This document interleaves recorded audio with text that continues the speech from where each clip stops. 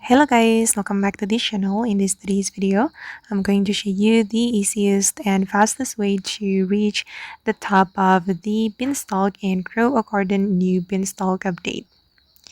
Okay, let's get into it guys. To reach the top, usually we climb the Beanstalk using the ladder, but unfortunately guys, I kept falling down using this ladder, and here I'm going to show you the trick to reach the top easily and quickly. So if you want to reach the top immediately, you can use this portal. You just need to click on the portal and then you can teleport to the top of the beanstalk. But to unlock the portal, you need to contribute to 7 growth.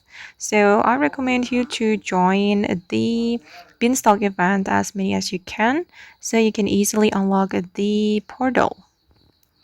Okay guys, and that's all the tutorial for today. I hope this video will be useful for you. Thank you so much for watching.